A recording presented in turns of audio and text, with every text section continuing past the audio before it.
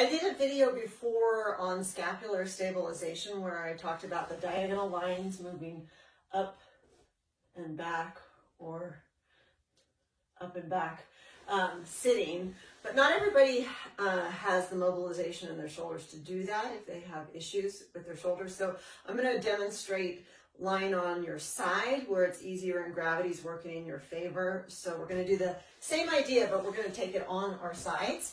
So I have a little pillow here, so my arm tucks in. If you have, if you are comfortable putting your arm on your shoulder like this, you could do the exercise there. But not everybody's shoulders feel comfortable in that position, so I'm going to do it with just a little pillow under my head. So we'll start with the underscoop. Some of it you can see from the front, some of it you can see in the mirror. So we'll take it underhand, and you'll anchor the shoulder blade. My arm will go out of the frame facing you, but in the mirror you can see. My knuckles are toward me, and then I'm going to open the clavicle here and feel that wrapping of the blade around the back with my fingertips toward my rear end. Inhale, coming under, there's a pivot in the socket. You anchor and it shifts. Your tricep feels like it's lengthening as you stretch overhead with a fist, and then it comes back, return. And inhale, exhale. If it's, you need to hold it there longer, you would just take it, inhale. You could even support it with another hand here as it shifts through the range. And then moving back. Feel that there's definite feeling of opening that way. You don't want to feel the shoulder does this. And then one more time, coming up and over. So this is what I call the angry Italian. You're coming through, or Rosie the Riveter, through that position. And then it's like you're putting your hand behind you on a table. And then coming from the front, internally rotated shoulder, it's like holding a pail or a bucket. And then the elbow is going to pull straight up in the context when you're lying on your side. Anchor the blade, hold the pizza over your head, coming through with that pizza. And then back to your ear, and then internally rotated at that point. So it's coming up. What you want to avoid is this, where it's just pulling. You want to pull up so it's angled like that on a diagonal, and then pressing through. The shoulder at that point is externally rotated, internally rotated. Inhale,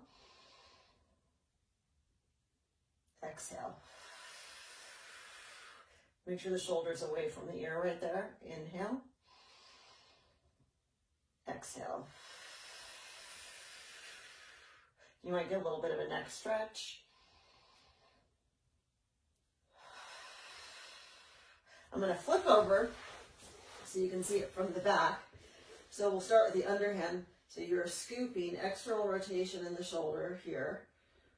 As you move through with that reach, again, you could hold and support your arm if you need to, kind of working through at that point. If you have shoulder issues, tighten, release, and then internal rotation of the shoulder, but you don't want to collapse it in. You want to keep the collarbone open as the arm is rotated in. So here's my hand on the imaginary table, externally rotating the shoulder, moving through that diagonal and in front of my ear. Inhale, and then exhale, coming back.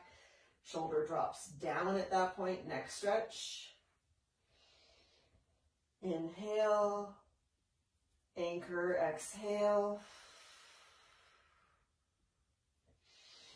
Moving through, you could go to there, or you could shrug higher, going into upward rotation, or pausing right there, and back,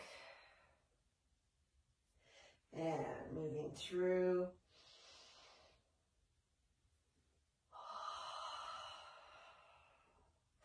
Opposite side, holding the bucket.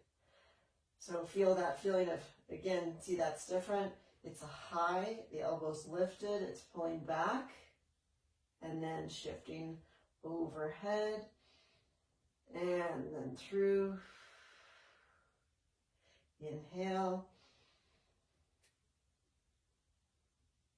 Exhale.